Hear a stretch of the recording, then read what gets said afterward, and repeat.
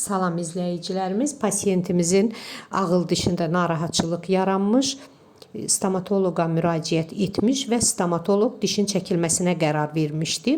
Diş çəkildikdən sonra çəkilmiş dişin çuxurunda sanki bir hava kanalı yaranmış, alveolit baş vermiş, iltihab axıntısı, çənə altı və qulaq ətrafı limfa düyünlərində böyümə, üst çənə nahiyəsində kəskin ağrılar və trismus baş vermişdi. Yəni çənənin açılma hərəkəti, udma, çeynəmə çox çətinləşmişdi.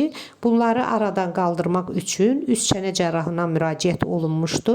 Cərrahi müdaxilə olunduqdan sonra medikamentoz müalicə təyin olunmuşdu və bununla yanaşı fizioterapiya da təyin olunmuşdu.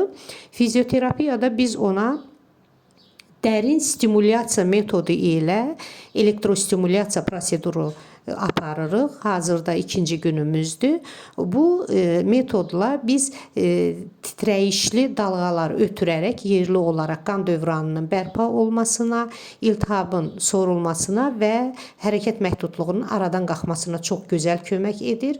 Seanslarımızdan faydalanmaq istəyən pasiyentlər səhifəmizdəki WhatsApp nömrələrinə yazaraq klinikamıza yaxınlaşa bilərlər.